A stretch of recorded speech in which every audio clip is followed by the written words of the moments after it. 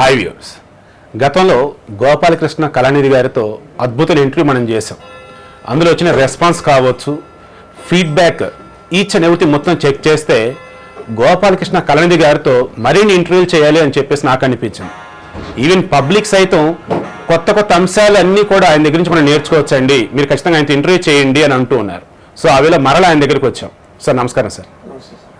Sir ఈరోజు మన సొసైటీలో చూస్తూ ఉన్నట్టయితే లా గురించి ఇంకా ఏదో తెలుసుకోవాలన్న ఫీలింగ్ జనాలు క్రియేట్ అవుతుంది. ఎందుకంటే డైలీ జరుగుతున్న ఇన్సిడెంట్స్ అలాంటివి. ఒక దిశ కేసే తీసుకోండి, ఎన్కౌంటర్ చేయండి అన్నారు, చేసేసారు. ఇప్పుడు వచ్చేసి విచారణ కమిషన్ వచ్చింది, వాళ్ళ ముందు వచ్చేసి వాళ్ళ కుటుంబ సభ్యులు, ఆ తర్వాత వచ్చేసి పోలీసులు వీళ్ళంతా అటెండ్ అవుతూ ఉన్నారు. ఇది జరుగుతున్న మూమెంట్లోనే మరల సైదాబాద్ ఏరియాలో సింగరేణి కాలనీలో పసిపాప మీద అత్యాచారం జరిగితే దీనికి సంబంధించి మరలా వాడు దొరకలేదు కాబట్టి ముందు వాడిని ఎన్కౌంటర్ చేయండి అంటా ఉన్నారు. ఎన్కౌంటర్ పరిష్కారమా అన్నది మనం తర్వాత డిస్కస్ చేద్దాం. ఎన్కౌంటర్ చేసేటప్పుడు వీళ్ళు ఫాలో అవ్వాల్సిన రూల్స్ రెగ్యులేషన్స్ ఏంటి పోలీసులు? ఎన్కౌంటర్ చేయాలి అంటే పరిస్థితి ఎలాగ ఉండాలంటే, చేయబడేటువంటి వ్యక్తి సమాజంలో చేసినటువంటి నేరం అతి ఘోరమైన నేరం అయ్యి ఉండాలి. లేదా అనేక మర్డర్ కేసెస్లో అతను ఎక్యూజ్డ్ అయ్యి ఉండాలి, లేదా అతను మోస్ట్ వాంటెడ్ క్రిమినల్ అయ్యి ఉండాలి. ఇలాంటి వాళ్ళు సాధారణంగా దొరకరు. అలాంటి వ్యక్తి దొరకనటువంటి వ్యక్తి గనక అకస్మాత్తుగా తారసపడితే అతన్ని గనక అక్కడ ఎన్కౌంటర్ చేయకపోతే మళ్ళీ దొరకడు అనేటువంటి సందర్భం ఏర్పడినప్పుడు పోలీసులు ఏం చేస్తారంటే ఇంకా ముందు వెనక ఆలోచించే ప్రసక్తి ఉండదు. అక్కడ కనబడంగానే షూట్ ఎట్ సైట్ కాల్చిపడేస్తారు. ఉదాహరణకి నక్సలైట్స్. ఈ నక్సలైట్స్ అనేవాళ్ళు ఎంతో మంది పార్లమెంట్ మెంబర్స్ని కానీ ఎమ్మెల్యేలని కానీ టార్గెట్ చేసి చంపేసిన వాళ్ళు అయి ఉంటారు, లేదా పోలీస్ ఆఫీసర్స్ని చంపేసిన వాళ్ళు ఉంటారు. ఉదాహరణకి ఉమేష్ చంద్ర ఐపీఎస్ ఆఫీసర్. అటువంటి వాళ్ళని చంపేసినటువంటి నక్సలైట్ల కోసం పోలీసులు వెతికి విసిగి వేసారిపోతే అటువంటి వాళ్ళు అనుకోకుండా తాళవాయి అడవుల్లో కనబడతారు. వీళ్ళకి ఎవరైతే కావాలో మనిషి అక్కడ కనబడతాడు. కనబడినప్పుడు ఇక పోలీసులు పర్మిషన్ తీసుకుంటారా? డీజీపీ హెడ్ క్వార్టర్స్ ఫోన్ చేసి సార్ ఈయన ఉన్నాడు ఇక్కడ, నేను అరెస్ట్ చేయాలా కాల్ చేయాలని అడుగుతారండి. అందుకని వాళ్ళు ఏం చేస్తారు, వీళ్ళకి ముందే ఇన్స్ట్రక్షన్స్ ఉంటాయి, ఒకవేళ కనబడితే కాల్చిపడేయండి అని కాల్చిపడేస్తారు, చంపేస్తారు. అది ఒక రకమైనటువంటి ఎన్కౌంటర్. కాకపోతే ఇంకొక రకమైనటువంటి ఎన్కౌంటర్ ఏంటంటే తప్పించుకొని పారిపోతున్నాడు అనే ఒక సీన్ క్రియేట్ చేసి కాల్చిపడేయడం. అది బుడకపు ఎన్కౌంటర్ కదా? బుడకం ఎన్కౌంటర్, కాల్చిపడేస్తారు. ఆ కాల్చిపడేయటం కూడా ఎలాంటి తయారైందంటే ఇప్పుడు పోలీసులకి ఏదో ఒక మంచినీళ్ళ గ్లాస్తో నీళ్లు తాగినంత ఈజీగా కాల్చిపడేస్తున్నారు, పిట్టల్ని కాల్చినట్టు కాల్చిపడేస్తున్నారు. ఈ మధ్యకాలంలో అలా జరుగుతున్నాయంట, చాలా జరుగుతున్నాయి. మన రాష్ట్రమే కాదు, ఇతర రాష్ట్రాల్లో కూడా అది ప్రారంభమైపోయింది. మన రాష్ట్రం దానికి నాంది పలికింది, ఇతర రాష్ట్రాల్లో ఫాలో అయిపోతున్నారు. దానివల్ల సమాజానికి మంచి జరుగుతుందంటారా, లేదు అంటే ఇంకా నేరస్తుల్ని పెంచి పోషిస్తుందంటారా? అది ఏమో నాకైతే తెలియదు, కానీ పోలీసులకు మాత్రం చట్టం మీద ఒక రూపాయి కూడా ఇంట్రెస్ట్ లేదు, గౌరవం లేదు అనే విషయం అయితే సమాజానికి తెలిసిపోయింది. వాళ్ళు సమాజానికి చట్టాన్ని లెక్క చెయ్యరు. జ్యుడిషియరీ అంటే అసలు లెక్క లేదు వాళ్ళకి అనే విషయం అయితే వాళ్ళు చెప్పకనే చెప్పారు వాళ్ళు. అంటే ఇప్పుడు దిశ కేసు తీసుకుందాం సార్, నలుగురిని ఎన్కౌంటర్ చేశారు కదా సీన్ రీకన్స్ట్రక్షన్ చేస్తున్న టైంలో. దాని తర్వాత అటువంటి ఇన్సిడెంట్సే చాలా జరిగాయి, మరి అంత క్రూయల్గా కాదు, బట్ ఆ వేలో. మీకు దిశ కేసు విషయం చెప్తా సార్. నేను షాద్ నగర్ పోలీస్ స్టేషన్లో ఒక ఎస్ఐ, సాక్షాత్తు ఎస్ఐ, సంఘటన జరిగిన రోజున ఉన్నటువంటి ఎస్ఐ, ప్రత్యక్ష సాక్షి, ఆయన నాకు ఫోన్ చేసి చెప్పాడు సార్, ఈ ఎన్కౌంటర్ బూటకపు ఎన్కౌంటర్. అది చాలా మంది కళ్ళ ముందు కనిపిస్తుంది. ఎందుకంటే ఈరోజు విచారణ కమిషన్ ముందు చెన్న కేసులు అని చనిపోయిన కుర్రాడు ఎవరైతే ఉన్నారో అతను ఆల్రెడీ కిడ్నీ సమస్యలు ఏదో బాధపడుతున్నట్టు, ఈవెన్ తను ప్రాపర్గా నించోలేడట. వాళ్ళ ఆవిడ రేణుక విచారణ కమిషన్ అదే చెప్పింది, నా భర్త అసలు నించోలేడు, అటువంటి నా భర్త రేప్ చేశాడా? ఒకవేళ వాళ్ళు ఆ రోజు చేశాడని అనుకున్నాం, ఇది మనం అనుకున్నాం, బట్ ఎన్కౌంటర్ జరిగినప్పుడు ఎలా వీళ్ళ మీద తిరగబడాలి లేదా పారిపోయాలి, అటువంటి ముందు చేస్తారు. ఏ రకంగా ఇదంతా పాసిబుల్ అయింది అని ఉంటుంది? ఏం లేదండి, పాసిబిలిటీ ఏం లేదు.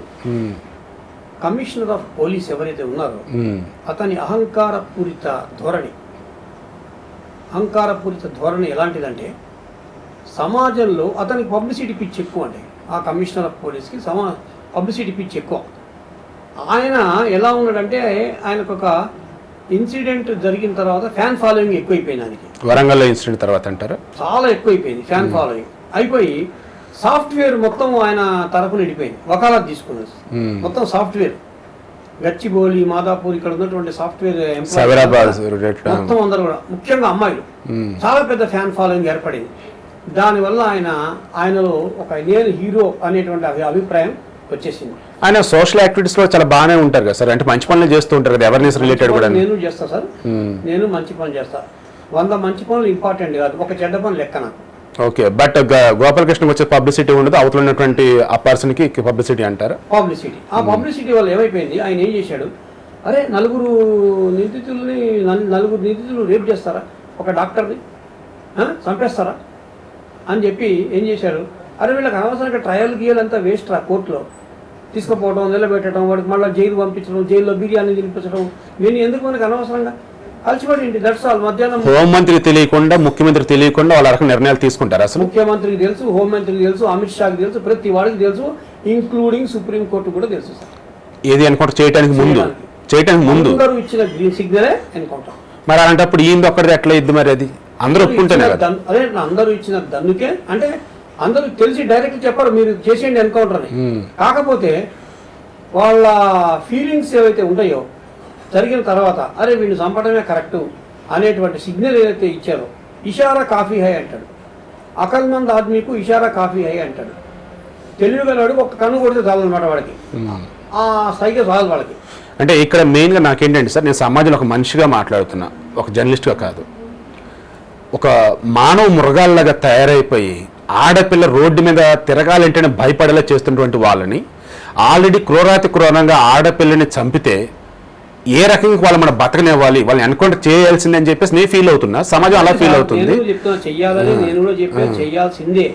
కానీ నేననేది అంటే ఇందాక మీరు చెప్పారు చెన్నకేశవులు భార్య దాంట్లో, సపోజ్ ఆ చెన్నకేశవులు కిడ్నీ పేషెంట్ వాడు నిలబడలేడు, అటువంటి వాడు ఎన్కౌంటర్ చేశాడు, వాడు చేశాడు, ఈ పని చేశాడు నన్ను కాల్చిపడేశారా అనుకుందాం. ఓకే, రేపు పొద్దున చెన్నకేశవులు కాదు అని తెలుస్తుంది సార్ విచారణ కమిషన్ లో, అప్పుడు పరిస్థితి ఏంటి కూడా ఆలోచించాలిగా మనం. ఎగ్జాక్ట్లీ. సో అప్పుడు పొజిషన్ ఏంటి అండ్ ఎవరి మీద చర్యలు తీసుకోవాలి, ఆపరేషన్ లో పాల్గొన్న వాళ్ళ అక్కడ లేదు అంటే పైన కమిషన్ ట్రయల్ పెట్టింది. విచారణ అనేది ఎందుకు పెట్టాం, ఈ పద్ధతి ఎందుకు పెట్టాం, సెక్షన్ మొత్తం సిఆర్పిసి పుస్తకం అంతా ఎందుకు అప్లై చేస్తున్నాం మనం, వీళ్ళకి ఓ ప్రొసీజర్ ఎందుకు ఏర్పాటు చేసాం, సెషన్స్ కోర్ట్ జడ్జిని కాన్స్టిట్యూట్ చేయటము, వీళ్ళందరికీ కాగితాలు ఇవ్వడం, కాగితాలు ఇచ్చిన తర్వాత ఛార్జెస్ ఫ్రేమ్ చేయడం, ఛార్జెస్ ఫ్రేమ్ చేసిన తర్వాత ట్రయల్ షెడ్యూల్ ఇవ్వడం, అడ్వకేట్లను పెట్టుకోవడం, ఎందుకు ఇవన్నీ పెట్టాం. ఎందుకంటే 1,00,000 మంది క్రిమినల్స్ పోయినా పర్వాలేదు సార్, పనిష్మెంట్ లేకుండా ఏం కాదు మన దేశంలో, కానీ ఒక అమాయకుడిని మాత్రం మనం బలి చేయకూడదు, అదే మన కాన్సెప్ట్. కాబట్టి ఈ నలుగురిని ఎన్కౌంటర్ చేసాం, సపోజ్ అదృష్టం కొద్దీ వాళ్ళు నిజమైన క్రిమినల్స్ అనుకుందాం, పర్వాలేదు సార్, నేను కూడా అంతా కరెక్టే, చేసిన పని కరెక్టే.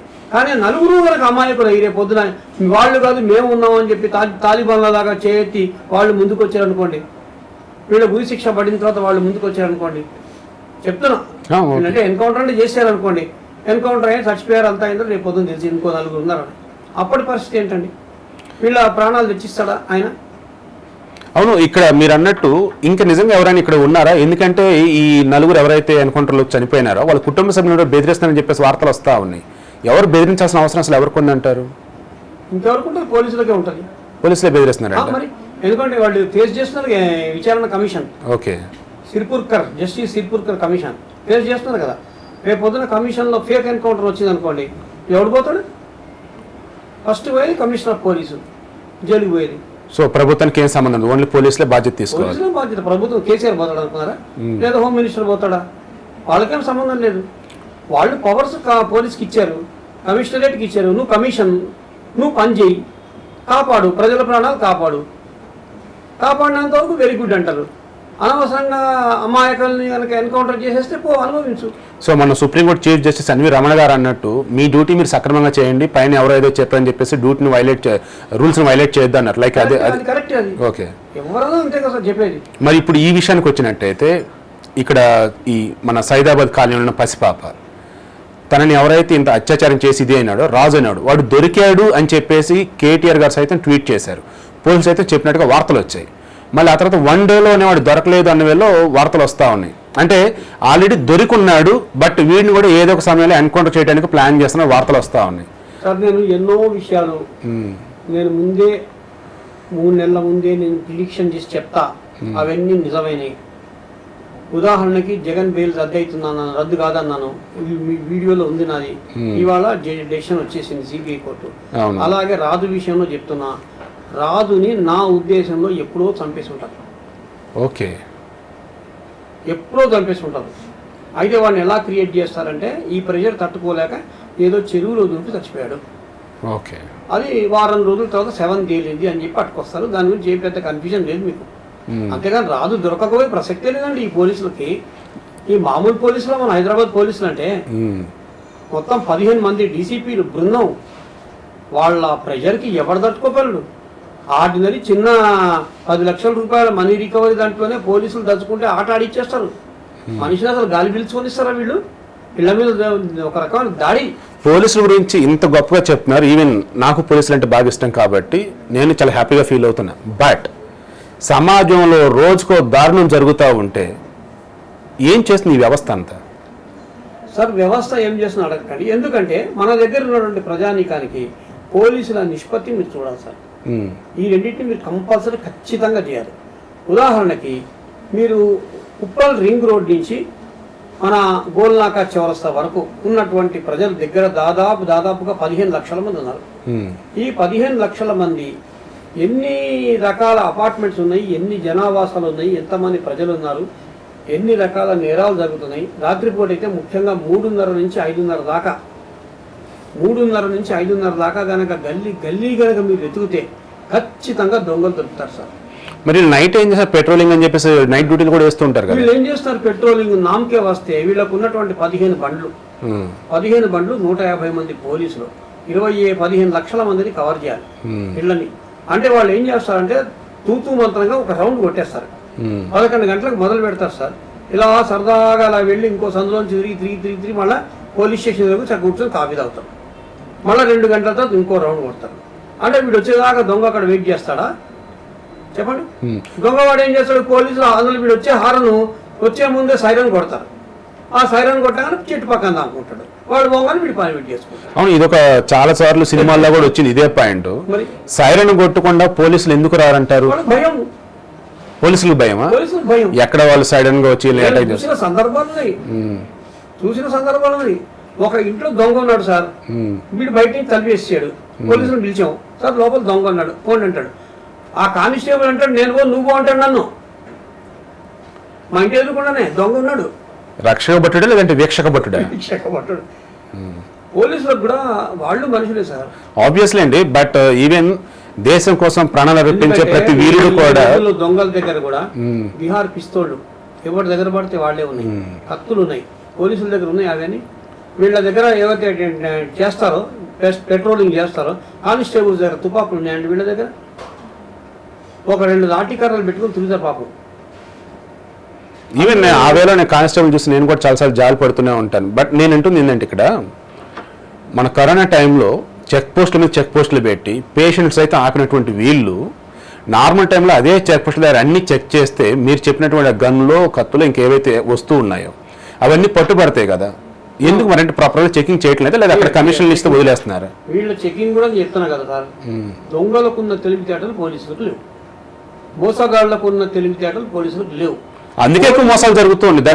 నేర్చుకుంటున్నారంటే మోసగాళ్ళు దొరికిన తర్వాత వాళ్ళ మోడసాపరేంటి చూసి వీళ్ళు ఆశ్చర్యపోతున్నారు.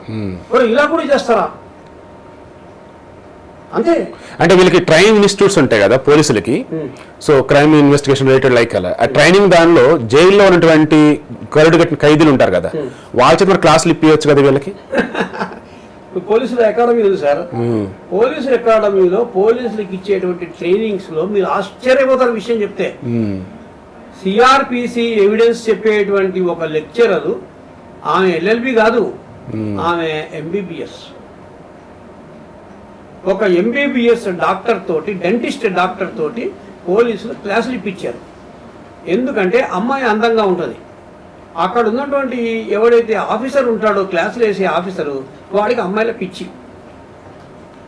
ఈ రకమైన నేపథ్యం ఉన్నటువంటి ఆఫీసర్లతోటి పోలీస్ అకాడమీ రన్ అవుతుంటే మీరు పోలీసులు ఎస్ఐలు ఏం నేర్చుకుంటారండి అక్కడ?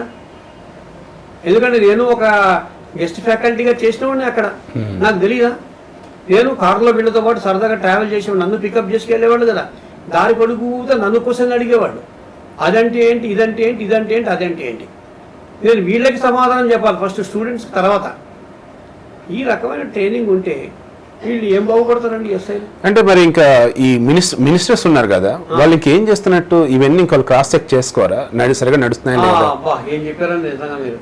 వాళ్ళకి తెలిస్తే కదా ముందు అంటారా? మరి వాళ్ళకి తెలిస్తే కాదు, వాళ్ళకి ఎంతసేపు ఎవడు ఎన్ని కోట్లు ఇస్తాడు, మనం ఎక్కడ భూ కబ్జా చేసాం, ఎవడు ఎక్కడి నుంచి ఎన్ని కోట్లు వస్తుంది, రావాల్సింది ఎంత, వచ్చింది ఎంత. అంటే స్వతంత్ర భారతదేశంలో సాధించిన ప్రగతి ఏంటంటే ఇదేనా? అంతే మరి జరుగుతుంది కదా. మరి ఎవరు మార్చాలంటారు? హోమ్ మినిస్టర్ ఉన్నాడండి, ఆ హోమ్ మినిస్టర్ చెప్తే డీజీపీ వింటాడండి?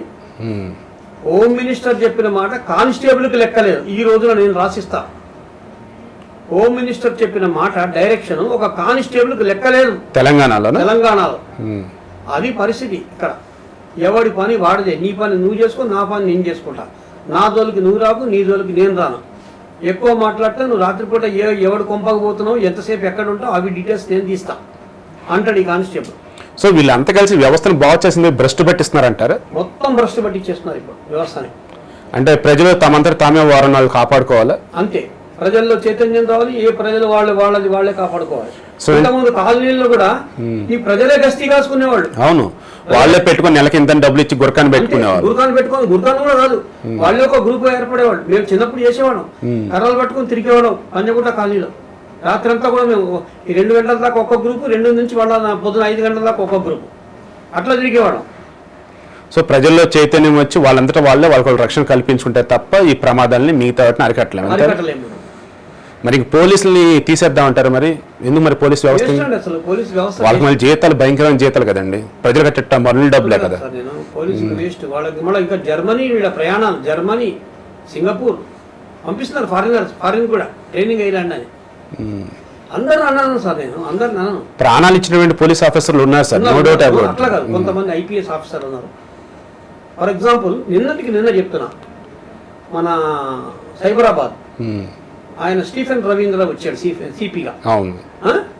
ఇంతకుముందు ఉన్న సజ్జనార్ ఉన్నప్పుడు అడ్మినిస్ట్రేషన్ ఎట్లా ఉందో నేను అనేక కేసుల్లో చూసా. నేను ఇక్కడి నుంచి కంప్లైంట్లు పంపించేవాడిని, ఆ కంప్లైంట్లు ఎఫ్ఐఆర్ అవడానికి పెద్ద తతంగం అయ్యేద్దాం. నిన్న ఒక కంప్లైంట్ పంపించా, ఒక డాక్టర్ గారు చీట్ అయ్యాడు, 90 లక్షలు చీటింగ్ అయింది. మనిషిని పంపించా స్టీఫెన్ రవీంద్ర దగ్గరికి, సార్ ఒక చిన్న కంప్లైంట్ ఎఫ్ఐఆర్ చేయండి. ఎఫ్ఐఆర్ చేయడం అయిపోయింది, ఆ అక్యూజ్డ్ పేరు మీద ఉన్నటువంటి బ్యాంక్ అకౌంట్లు సీజ్ అయిపోయినాయి. ఒకే రోజున మధ్యాహ్నం రాత్రి గల అకౌంట్ సీజ్. సూపర్. అటువంటి సిపి నేను చూస్తున్నా ఇప్పుడు. నేను అంటే స్టీఫెన్ రవీంద్ర గారు ఇంత సిన్సియర్ అండ్ ఇంత వర్కాలిక్ గా ఉంటారు కాబట్టి జగన్ గారు ఏరు కూడా తీసుకెళ్దాం అనుకున్నారా రాష్ట్ర? అది పాయింట్. అందుకనే మరి లాస్ట్ మినిట్ లో ఇంకా ఆల్మోస్ట్ ఇంకా ఆయన వెళ్తే ఇంటెలిజెన్స్ చీఫ్ గా అన్నారు. బట్ ఎందుకు మళ్ళీ ఇక్కడ అయిపోయారు అంటే ఎందుకు ఆ రకం జరిగింది? సైబరాబాద్ అనేది ఏదైతే ఉంది సార్, అది చాలా పెద్ద డివిజన్. దట్ ఏంటంటే అది ఒక రకమైనటువంటి అబ్రాడ్ అన్నట్టుగా ఉంటుంది. సెకండ్ హైదరాబాద్. అవును, అంత పెద్దగా అయిపోయింది సైబర్. అందులో ఫారిన్ కంట్రీలో ఉంటుంది. మెయిన్ క్రక్స్ వచ్చి సాఫ్ట్వేర్. సో అక్కడ జరిగేటువంటి ఎకనామిక్ అఫెన్సెస్ ఎక్కడ జరగవు. ఏ క్రైమ్ చూసినా సాఫ్ట్వేర్ అఫెన్సే, ఎకనామిక్ అఫెన్సే మొత్తం సైబరాబాద్ లో. అందుకని సజ్జనార్ వేశారు. సజ్జనార్ చేసినంత బాగా చేశాడు ఆయన, కాదన్నా. ఆయనకి ఏంటంటే ఈ సోషల్ యాక్టివిటీస్ లో కేసీఆర్ ని మెప్పించడం అనేటువంటి ఒక ఇది ఎక్కువైపోయి ఆ దేంట్లో పబ్లిసిటీ దీనిలోకి వచ్చేసాడు. ఎంతసేపు ఒక 10K రన్ పెడదాం, 1 మెగా రన్ పెడదాం, ఆ రన్ వల్ల మనం టీవీలో కనబడతాం, లేదా కేసీఆర్ మెప్పు పొందొచ్చు అనే యాంగిల్ ఆయన పనిచేశాడు. కానీ పాపం మామూలు సాధారణ ప్రజలు ఎవరైతే కంప్లైంట్లు తీసుకెళ్లారో వాళ్ళని ఆయన ఇగ్నోర్ చేశాడు. దానివల్ల ఆయన మీద కొంచెం అప్రెషన్ వచ్చేసింది. కొంచెం దానివల్ల ఇంకోటి ఏంటంటే దిశ ఎన్కౌంటర్ వల్ల కొంచెం బ్యాడ్ నేమ్ వచ్చింది ఆయనకి.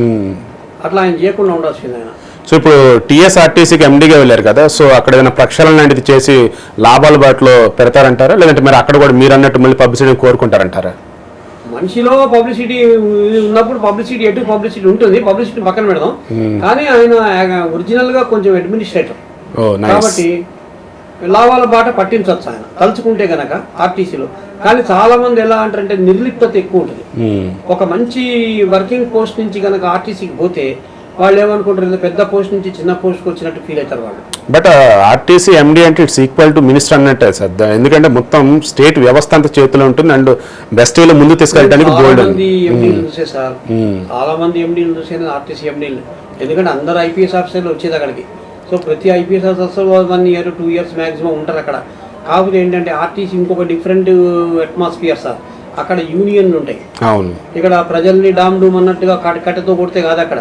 అక్కడ ఏమాత్రం చిన్న మాట అన్నా కానీ ఓ తిరుగుబాటు వచ్చేస్తుంది. అక్కడ ఆర్టీసీ స్ట్రైక్ అంటారు. చాలా జాగ్రత్తగా హ్యాండిల్ ఇక్కడ తెలంగాణలో వచ్చేసి యూనియన్లు వాటన్నిటిని కూడా కొంచెం మన కేసీఆర్ గారు కొంచెం తగ్గించినట్టున్నారు కదా. అయినా కానీ ప్రజల లోపల వాళ్ళని ఏమన్నా ఒక చిన్న మాట అంటే వాళ్ళు ఒక పెద్ద యూనియన్ కదా, అనవసరంగా 10 రోజులు డిస్టర్బ్ చేస్తారు. 10 రోజులు స్ట్రైక్ అంటాడు, బస్సు రోకో అంటాడు.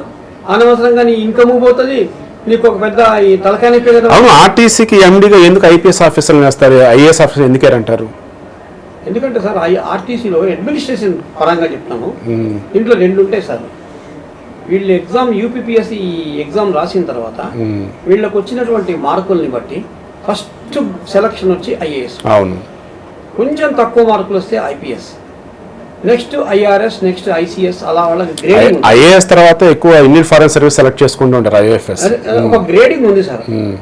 ఏదైనా కానీ first top most IAS, that's true, next IPS. ఈ ఐఏఎస్ మన దగ్గర తక్కువ ఉన్నారు సార్. ఓకే, ఐపీఎస్ ఎక్కువ ఉన్నారు. ఐపీఎస్ లో కొల్లలు. బట్ మన దగ్గర వచ్చేటప్పటికి గ్రూప్ 1 క్యాడర్ వాళ్ళని ఎస్పీలుగా రిమైనింగ్ వాళ్ళగా మొన్న చేసినట్టున్నారు కదా ఇక్కడ. అంటే ఐపీఎస్ వాళ్ళు లేరన్నట్టుగా లేరు. అందుకనే ఐపీఎస్ కోకలని మీరు అంటున్నారు. బట్ స్టిల్ మన దగ్గర ఐపీఎస్ ఆఫీసర్ల కొరత ఉండబట్టి గ్రూప్ 1 ఐపీఎస్ కూడా చాలా చోట్ల అసలు సరైనటువంటి ఆఫీసులు కూడా మన మధ్య లేరు. జిల్లాల విభజన జరిగినప్పుడు కూడా గ్రూప్ 1 క్యాడర్ లాంటి వాళ్ళని కన్ఫర్డ్ ఐపీఎస్ లో మార్చడము లేదు అన్నప్పుడు ప్రమోషన్ అట్లా కాదు. ఇందులో ఏమైందంటే ఐపీఎస్ కాని వాళ్ళని, ఐపీఎస్ కాని ఫర్ ఎగ్జాంపుల్ అడిషనల్ ఎస్పీ ఉన్నాడు, ఆ అడిషనల్ ఎస్పీ దాకా ప్రమోషన్ మీద వచ్చిన వాళ్ళందరికీ వీళ్ళు ఏం చేస్తారంటే ఐపీఎస్ మీరు చెప్పినట్టు తక్కువ ఉన్నారు కాబట్టి వాళ్ళని కన్ఫర్డ్ ఐపీఎస్. అవును, ఆ కన్ఫర్డ్ ఐపీఎస్ అనట్ల నేను డైరెక్ట్ ఐపీఎస్ అంటున్నాను సార్. డైరెక్ట్ ఐపీఎస్ కూడా మన స్టేట్ డివైడ్ అయిన తర్వాత అటు ఏపీలో వచ్చి తెలంగాణ వచ్చి డివైడ్ అయిన తర్వాత మాట్లాడుతున్నాను. అప్పుడు కావచ్చు ఇప్పుడు కానీ చూస్తే ఎక్కువ వెళ్ళిపోయారు, ఆంధ్ర సైడ్ ఎక్కువ వెళ్ళి లేదు మామూలుగా చూసుకుంటూ ఉన్నాయి సార్. అటు ఏపీ తెలంగాణ ఈవెన్ ఇప్పుడున్న సందర్భంగా చూసిన సార్ ఐపీఎస్ అంత లేనట్టున్నారు. అట్లా కాదు, స్టేట్స్ చాలా స్టేట్స్ ఉన్నాయి కదా, మొత్తం 27 స్టేట్స్ ఉన్నాయి. 27 స్టేట్స్ లో ఇటు అటు ట్రాన్స్ఫరబుల్. 28 రాష్ట్రాలు, 8 కేంద్రపాలిత ప్రాంతాలు, హైదరాబాద్, బెంగళూరు పోతాడు, ఎటో అవుతుంటాయి. దేశవ్యాప్తంగా చూస్తే ఐపీఎస్ ఆఫీసర్లు కావాల్సినటువంటి పోస్టుల కంటే ఎక్కువ మంది ఉన్నారు. కావాల్సిన పోస్టుల కంటే ఎక్కువ మంది ఉన్నారు. బట్ అయినా సరే సమాజంలో మాత్రం నేరాలు తగ్గటం వల్ల ఏం చేస్తున్నట్టు మరి వీళ్ళంతా? ఇందాక మళ్ళీ మనం మాట్లాడుకుంటే నేరాలు తగ్గట్లు అంటే అందరూ ఆనెస్ట్ గా లేరు కదా సార్. ప్రాబ్లం అది కదా అనేది. మామూలుగా అంటే ఒకరు తక్కువ చేయడం ఒకరు ఎక్కువ చేయడం అని కాదు. ఐపీఎస్ ఆఫీసర్లు అంటేనే కష్టపడి ప్రిపేర్ అవ్వాలి. సివిల్ ఎగ్జామ్స్ అన్నీ కూడా ప్రిలిమ్స్ ఇది చేయాలి, ఆ తర్వాత మెయిన్స్ అవ్వాలి, ఆ తర్వాత ఇంటర్వ్యూకి రావాలి, మెరిట్లు ఇవన్నీ. ఇంత కష్టపడి చదివి వచ్చిన వాడికి ద బెస్ట్ ఇవ్వాలన్న ప్యాషన్ ఉంటుంది, తపన ఉంటుంది. అంత దాకా వచ్చి వాడు ఐపీఎస్ అయిన తర్వాత ఇక నెలకు వచ్చే డబ్బులు, వాడు డ్రెస్ వేసుకొని స్టార్లు, ఆ బెల్ట్, విజులు పెట్టుకుంటాడు.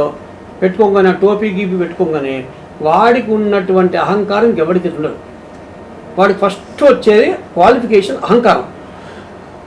బట్ ఈ అహంకారంతో ఒక కొడతం కావచ్చు, లేదంటే చేంజ్ చేసుకోవడం లైక్ ఇటువంటి చేయమని ఎక్కడ చెయ్యాలి అన్న వేళ అసలు రూల్స్ లేవు కదా. కానీ వాళ్ళు అలా చేస్తూ ఉంటారని మీరు అంటూ ఉన్నారు. మరి ఎందుకు ఇన్నాళ్ళు ఆ వ్యవస్థ అనేది కంటిన్యూ అవుతుంది అలాగే? మీకోసం నాకు అర్థం కాదు. ఇప్పుడు మీరు అన్నట్టు అహంకారం చూపిస్తారని అంటున్నారు. బట్ ఈ పోలీస్ చట్టాలు తీసుకుంటూ ఉన్నా, మన లీగల్ రిలేటెడ్ చూసుకుంటూ ఉన్నా, ఎక్కడ కూడా ఒక పోలీసు ఒక వ్యక్తిని అసలు కొట్టడం కావచ్చు, లేదంటే బూతులు తిడతం కావచ్చు, అసలు అవేలో చేస్తే అది నేరం. కానీ అదే మాకు కావాలన్న వేళ ఉంటున్నారు అన్న వేళ మీరు చెప్తున్నారు. ఎందుకు అలా అసలు లేదని వాళ్ళు ఎలా ఆపాదించుకుంటున్నారు? నేరస్తుని పిలిచి దండం పెట్టి, బాబు నువ్వు కాఫీ తాగిన తర్వాత చెప్పి అతిథి మర్యాదలు అవసరం లేదు. ఇప్పుడు రాజు దొరికాడు అనుకుందాం, ఫర్ ఎగ్జాంపుల్ రాజు దొరికాడు. రాజుని కూర్చోబెట్టి, అరే బాబు నువ్వు కాస్త ఉప్మా తిను తర్వాత చెప్పి ఏం చేసావు చెప్పని అడుగుతాయి. వాడు చెప్తాడు సార్? వాడు ఖచ్చితంగా చెప్పడు. అందుకని వాడు ఏం చేయాలి సార్? వాడు చెప్పండి. వాడిని మూసళ్ళు ఎక్కించి, మూసళ్ళు తెలుసు రోకలి బండ 2 కాళ్ళ మధ్యన పెట్టి కాళ్ళని తీసుకొచ్చి తొడకి కట్టేస్తారు గట్టిగా. అప్పుడు జాయింట్లు ఊడిపోతాయి. ఆ లెవెల్లో కనుక వాడికి నొప్పి కలిగించేటట్టు చేయకపోతే, లేదా వాడి కాళ్ళకి సూదులు గుచ్చో, ఇలాంటివి 3rd డిగ్రీ మెథడ్స్ ఉన్నాయి. ఆ 3rd డిగ్రీ పెట్టకపోతే వాడు చెప్తాడు సార్? వాడు బట్ గతంలో సిబిఐ మాజీ జేడి లక్ష్మీనారాయణ ఆయన అంటూ కూడా ఏంటంటే అసలు ఈ 3rd డిగ్రీ అన్నది అసలు చేయకూడదు పోలీస్ స్టేషన్ అని చెప్పేసి ఆయన అన్నాడు. థర్డ్కి నేనే ఎగ్జాంపుల్ చూసిన వాళ్ళు మాట్లాడతా, చూసిన దట్స్ ట్రూ. మన నెంబర్ ఆఫ్ ఇన్వెస్టిగేషన్ మనం చూస్తలేదు. ఒక ఆవిడ మర్డర్ చేసింది, ఒక అడ్వకేట్ తో కలిసి మర్డర్ చేసేసింది. సరే పోలీస్ స్టేషన్లో నేనే తీసుకెళ్ళి సరెండర్ చేశాను, చిక్కడపల్లి పోలీస్ స్టేషన్ సరెండర్ చేశాను. చేస్తే పోలీసులు అన్నారు, సార్ మీరు అడగండి సార్, ఎందుకు చేసిందో అడగండి అని నాకు చెప్పాడు. ఓకే, నేను అన్నా ఏం చేసావు, ఎలా చేసావు అని అడిగా. నేను చేయలేదు అంటున్నా డైరెక్ట్, ఒకటే మాట. పోలీసులు అడిగారు, చేయలేదు అన్నది. ఒకటి కొట్టారు, కొట్టినా కానీ చెప్పట్లే. చివరికి ఏం చేశారు, వాళ్ళు విసుగొచ్చేసి కొన్ని తొండలు పట్టుకొచ్చారు సార్. తొండలు పట్టుకొచ్చి ఆమె లంగా తీసి ఆ లంగాలోకి తొండలు వదిలేసి కాళ్ళకి ఆ లంగానేసి కట్టి పడేశారు సార్. Oh my God.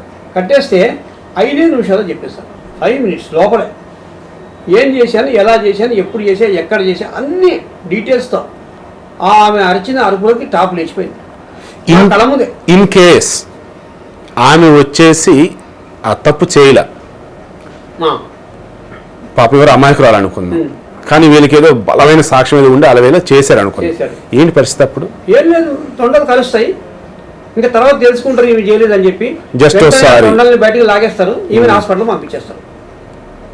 వీళ్ళ సొంత డబ్బులు పెట్టి ట్రీట్మెంట్ ఇప్పిస్తారు. సరే, మనం ఇంకా నార్మల్ విషయాలకు వద్దాం సార్. ఈ సిబిఐ కేసులకు సంబంధించి జగన్మోహన్ రెడ్డి గారు దాదాపు కొన్ని సంవత్సరాలు బట్టి నడుస్తూనే ఉన్నాయి. వీటిలో అసలు తీర్పులు వచ్చేది ఎప్పుడు?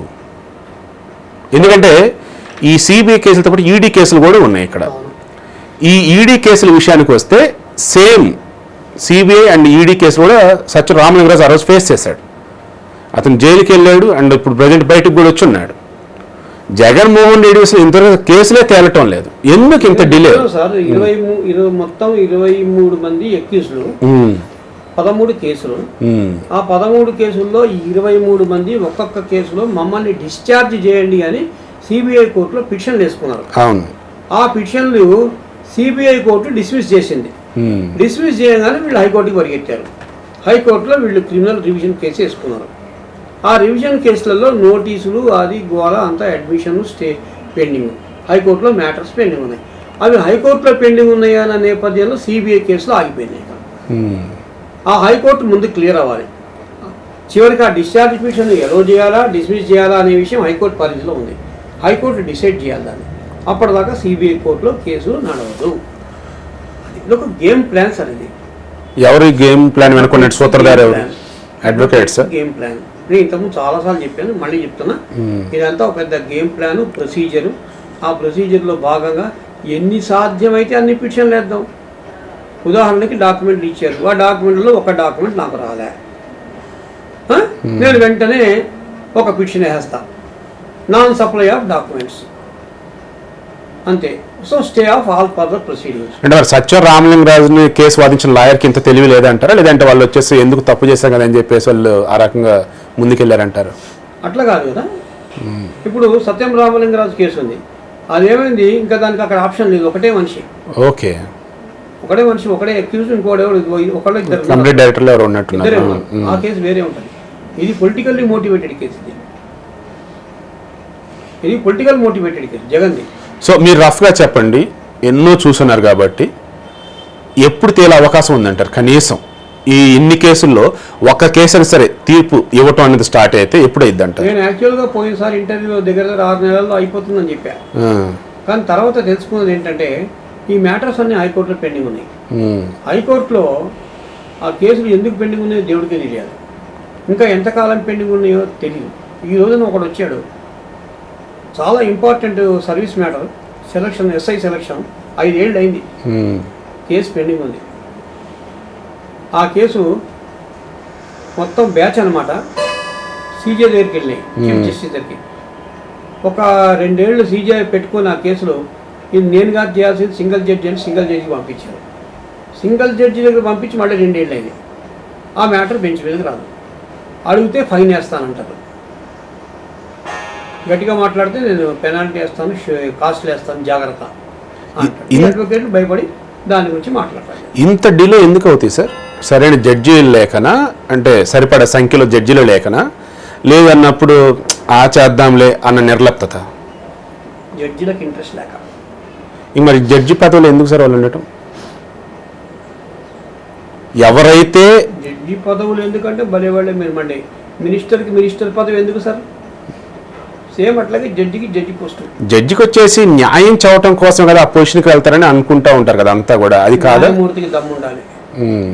న్యాయమూర్తికి దమ్ము లేకపోతే ఏం చేస్తాడు సార్ ఆయన? నాలెడ్జ్ లేదు, దమ్ము లేదు, రెండూ లేవు అనుకోండి, ఆయన చేసే పని ఏంటి? అటువంటి అతను జడ్జి దాకా ఎలా వెళ్ళాడు మరి? అటువంటి వాళ్ళే వెళ్తున్నారు జడ్జిలకి. ఇంత లాస్ట్ టైం ఇంటర్వ్యూ చెప్పే కదా, నేను వెళ్ళలేను కదా, నన్ను తీసుకోరు కదా జడ్జిగా. ఈ కొలీజియం వ్యవస్థలో ఉండేవాళ్ళు కావచ్చు, అండ్ అక్కడ పైన ఉన్నటువంటి లా మినిస్ట్రీ కావచ్చు, వాళ్ళంతా కూడా ఇప్పుడు మీరు చెప్పిన వేలోనే ఉంటున్నారు. అందరూ అంతే ఉంటారు సార్, అందరూ అంతే ఉంటారు. ఇప్పుడు వాళ్ళకి కొలీజియం వ్యవస్థ అంటే చెప్తున్నా, ఫర్ ఎగ్జాంపుల్ మోడీ ఉన్నాడు సార్, లేదా హోమ్ మినిస్టర్ ఉన్నాడు, సపోజ్ లేదా రాష్ట్రపతి ఉన్నాడు. రాష్ట్రపతికి ఏ జడ్జిని సెలెక్ట్ చేయాలి, ఎవరిని మనం కన్సెంట్ ఇద్దాం అనుకుంటే, మొన్న చూడండి కొత్తగా ఒక 69 మంది జడ్జిని సెలెక్ట్ చేశారు దేశవ్యాప్తంగా, అందరినీ కలిపి 69 మందిని సెలెక్ట్ చేశారు. ఆయన పర్సనల్గా పోయి చూస్తాడండి, ఫలానా సుబ్బారావు జడ్జిని సెలెక్ట్ చేయాలా వద్దని ఆయనకి ఏమైనా తెలుసా? ఆయన ఎవరి మీద డిపెండ్ అవుతాడు? First judge, second judge, chief justice, next judge, ఇద్దరు. ఆ ఇద్దరు ఇచ్చిన రికమెండేషనే కదా. వాళ్ళిద్దరు రికమెండ్ చేస్తేనే మూడో వాడు జడ్జిగా సెలెక్ట్ అవుతాడు. వాళ్ళిద్దరు ఎందుకు రికమెండ్ చేస్తారండి? వాళ్ళకి నచ్చితేనే రికమెండ్ చేస్తారు కదా. వాళ్ళు మెరిట్ మీద నచ్చి రికమెండ్ చేస్తారు అనుకున్నారా మీరు? చెప్పండి సార్. ఈ జడ్జిలకి ఇట్లా ఎగ్జామ్స్ లాంటి అట్లా ఏమి ఉండవా? లేవు. హైకోర్టు జడ్జిలకు లేవు, మిగతా జడ్జిలకు ఉన్నాయి. డిస్ట్రిక్ట్ జడ్జిలకి, తర్వాత సెషన్స్ కోర్ట్ జడ్జిలకి వాళ్ళకి ఎగ్జామ్స్ ఉంటాయి. వాళ్ళు ఎగ్జామ్ పాస్ అయ్యే రావాలి. వాళ్ళది పర్వాలేదండి, ఆ లైన్ పర్వాలే. వాళ్ళు కొంచెం నాలెడ్జ్ ఉంటుంది, ఎగ్జామ్స్ పాస్ అవుతారు, ఓ ర్యాంక్ ఉంటుంది, ప్రమోషన్స్, అలా గవర్నమెంట్ జాబ్స్ లో కానీ ఇంటర్నల్ గా ఎగ్జామ్స్ ఉంది అన్నట్టుగా వాళ్ళు పర్వాలేదు, వాళ్ళు డిస్ట్రిక్ట్ జడ్జిలు అవుతారు. ఆ వ్యవస్థ పర్ఫెక్ట్ వ్యవస్థ. దాంట్లో సెలెక్ట్ అయిన హైకోర్టు జడ్జిలు కూడా పర్ఫెక్ట్గా ఉంటారు. ఓకే, ఇప్పుడు ఒక డిస్ట్రిక్ట్ జడ్జి ఉన్నాడు, ఆయన హైకోర్టు జడ్జికి అయినాడు, ఆయన ఓకే, అటువంటి వాళ్ళు ఓకే, నేను దాని గురించి అన్నాను. బట్ లా అడ్వకేట్ గా ఉంటే చూడండి, అందులో మాత్రం కరప్షన్ ఉంది సార్, అందులో చాలా కరప్షన్ ఉంది. నేను అబద్ధం చెప్తే గనక మీరు ఏం చేస్తారంటే, ఒకరోజు నా దగ్గర రాండి, నేను ల్యాప్టాప్ ఆన్ చేస్తాను. ఒకసారి ల్యాప్టాప్ ఆన్ చేసి ఏ కోర్టు అయినా మీరు సెలెక్ట్ చేసుకోండి, కోర్టు నెంబర్ 1 అన్నా సరే, కోర్టు నెంబర్ 27 అన్నా సరే, సెలెక్ట్ చేసుకొని ఒక 2 గంటలు ఇంగ్లీష్ వినండి. ఈ అడ్వకేట్స్ మాట్లాడేటువంటి ఇంగ్లీష్ వినండి, ఆ జడ్జి మాట్లాడే ఇంగ్లీష్ కూడా మీరు వినండి. నిజంగా కనుక ఈ మాటలు ప్రెసిడెంట్ ఆఫ్ ఇండియా డైరెక్ట్గా వింటే ఆన్లైన్లో ఒక్క జడ్జి కూడా ఉండడండి ఇంకా అక్కడ. అంత దారుణం ఇంగ్లీష్, అంతా కూడా మనం బరంపురం బ్యాచ్, అంతే, అంత దారుణం ఉంది సార్ బయట. నిజం చెప్తున్నా, ఫ్రాంక్గా చెప్తున్నా నేను. ఈ రోజున చాలా బాధతో వచ్చారు కొంతమంది క్లయింట్స్. ఎంత క్రైమ్ జరుగుతుందంటే సార్ హైకోర్టు లోపల, క్రైమ్ అంటే ఈ అడ్వకేట్ గంటన్నర సేపు వాదిస్తాడు సార్, జడ్జి వింటూనే ఉంటాడు. దివంగత జడ్జి గారు ఉన్నారు ఒక ఆయన, మొన్ననే చనిపోయారు ఆయన, గంటన్నర సేపు వినేవాడు కేసు. అంతా అయిన తర్వాత ఏదో ఒక ఇటు అటు తీర్పు ఇవ్వాల్సింది పోయి దాన్ని అనవసరంగా వాయిదా ఇచ్చేసేవాడు, అనవసరం వాయిదా. అట్లా కేసులను ఆయన బహుశా చేసినటువంటి 200 ఎన్ని కేసులు ఆయన హ్యాండిల్ చేసి ఉంటాడు బహుశా 2 ఏళ్లలో. అన్ని కేసుల్లో ఒక కేసులో ఉన్న తుది నిర్ణయం తీసుకొని ఇది దీని డెసిషను అని చెప్తే ఉంటాడు. గంటసేపు వినడం వాయిదా. భగవద్గీతతో శ్రీకృష్ణ పరమాత్ముడు చెప్తా ఉంటాడు, మన మనస్సాక్షి అనేది ఉంది కదా, అనుక్షణాన్ని ప్రశ్నిస్తూనే ఉండిద్ది, దానికి తగ్గట్టు నడుచుకోరా అబ్బాయి అని చెప్తా ఉంటాడు. అలా ఈ అధికారులకి, జడ్జిలకి, వీళ్ళకి ఉండదు అంటారు. మనస్సాక్షి నిజంగా మనస్సాక్షి ఉన్నాడు జడ్జి గాడు. ఏమవుతారు, అడ్వకేట్ కూడా వాదిస్తూ ఉంటారు. వాడికి నిజంగా మనస్సాక్షి ఉంటే అడ్వకేట్గా ఉండి సమాజ సేవ చేస్తాడు. ఓకే, సమాజ సేవ చేస్తాడు. నేను చెప్పా, ఈ డయాలసిస్ స్టేజ్లో కూడా నేను 2 పిల్స్ ఫైల్ చేశాను. పిల్స్ ఫైల్ చేసి, ఒకటి మన తిరుపతి రుయా హాస్పిటల్ మీద బిల్ ఫైల్ చేశాను, సక్సెస్ అయింది. ఇంకోటి వాహన మిత్ర అని జగన్ తెచ్చే స్కీమ్ ఉంది, దాన్ని సవాల్ చేశాను, అది కూడా మాకు ఏమైంది. వాహన మిత్ర ఇష్యూ ఏంటండి? అది ఆటోలకి డబ్బులు ఇచ్చాడండి. అవును, ఆటోలు కొనుక్కోమని. ఆటోలు కొనుక్కోమని కాదు, 10,000 సమ్ అమౌంట్ అంతా ఇచ్చేసి 500 మందికి ఇచ్చాడు. 10,000 చొప్పున 500 మందికి ఇచ్చాడు. ఆ డబ్బు ఎక్కడిది? అంతా ఎండోమెంట్స్ డబ్బులు. Oh my god, endowments department నుంచి డబ్బులు డ్రా చేశాడు. నేను గట్టిగా క్వశ్చన్ చేస్తే వాళ్ళు కరెక్ట్ చేసుకొని, లేదు మేము ఎండోమెంట్స్ నుంచి తీయము, మాకు సపరేట్ ఫండ్ ఉంది, అని వాళ్ళు గవర్నమెంట్ అప్పుడు హైకోర్టుకి అఫిడవిట్ ఇచ్చారు. కాపాడాం, ఎండోమెంట్స్ డబ్బులు కాపాడాం, లేకపోతే పోయేది ఎండోమెంట్స్ డబ్బులు. ఇప్పుడు తిరుపతి దగ్గర నుంచి కూడా టెంపుల్ మళ్ళీ ఎక్కువ డబ్బులు ఏదో తీసుకోవడానికి ట్రై చేస్తున్నాను. నేను తిరుపతి మీద నేను వేసిన పిలిచి 3. ఒకటి తిరుపతి డబ్బులు పట్టుకొచ్చి రైల్వే ప్లాట్ఫామ్ కడదాం అంటారు. అరే ఆ రైల్వే ప్లాట్ఫామ్కి నువ్వు రైల్వే డబ్బులు వాడకుండా తిరుపతి డబ్బులు ఎందుకు నీకు హైకోర్టులో రిట్ చేసి అప్పుడు ఆగారు. అంటే ఇవి అడ్మినిస్ట్రేషన్ లో భాగంగా అసలు ఆలోచిస్తున్నారా, లేదంటే గతంలో వ్యాపారాలు చేస్తున్నారు కాబట్టి ఆవేళ ఆలోచిస్తున్నారు అంటారు? వ్యాపారం ద్వారానే. ఇంకోటి ఏం చేశాడు, అక్కడెక్కడో గుడి ఉంది, అమ్మవారి గుడి, వకుళాదేవి గుడి, పేరూరు. ఆ పేరూరులో వకుళాదేవి గుడి ఉంటే ఆ గుడి మొత్తాన్ని నేలమట్టలు లేపేసి అక్కడంతా మైనింగ్ ఉందంట. మైనింగ్ మాఫియా చేరి వాళ్ళు గుడిని కూల కొట్టేసి మొత్తం తవ్వి మైనింగ్ ఎదుగుపోదాం ట్రై చేశారు. సో మీరు అన్నట్టు సిన్సియర్ అయినటువంటి ఈ లాయర్స్ ఎవరైతే ఉంటారో వాళ్ళు అడ్వకేట్లుగా ఉండే సమాజ సేవ చేస్తాను. సక్సెస్ అయింది. నాతో పాటు ఆయన కూడా వేసాడు. ఒక ఆయన భారతీ టీవీలో ఒక స్వామీజీ ఉన్నాడు, ఆయన కూడా రిట్ వేసాడు. అయితే ఆయన ఆర్గ్యుమెంట్కి నా ఆర్గ్యుమెంట్కి తేడా. నేనేమంటాను, పైన కొండ మీద వెంకటేశ్వర స్వామి ఉన్నాడు, ఆయన కాళ్ళ దగ్గర వకులమాత ఎందుకు కూర్చుంటుందండి తల్లి, కొడుకు కాళ్ళ దగ్గర తల్లి కూర్చుంటుంది అని కోదండరాం జస్టిస్ని అడిగా. ఆయన రాశాడండి, Gopalakrishna Kalanidhi has raised a very valid point అని చెప్పి ఆ పాయింట్ మీద రిట్ అలో చేశాడు. చేసి మైనింగ్ మాఫియాని ఆపగలిగాం మేము. Very nice sir, congratulations. And social మన జనరల్గా జరిగే ఇష్యూస్కి వద్దాం. ఇప్పుడు చాలామంది ఈ మధ్య 498A ఏదైతే ఉందో అందులో మగవాళ్ళు కూడా కేసు ఫైల్ చేయొచ్చు అన్నారు. DVC sir, DVC domestic violence case. అందులో మగవాళ్ళు అలా ఫైల్ చేస్తే కేసులు కోర్టులు ప్రాపర్గా రెస్పాండ్ అవుతున్నాయి అండ్ మరో కేసు ఫైల్ చేసిన పోలీసులు తీసుకుంటున్నారు. అసలు పోలీసులు తీసుకోకరు దాన్ని, డైరెక్ట్ కోర్టుకి వెళ్ళిపోవాలి మీరు. ఓకే, కోర్టులో ఫైల్ చేసుకోవాలి డొమెస్టిక్ వైలెన్స్ కేసు.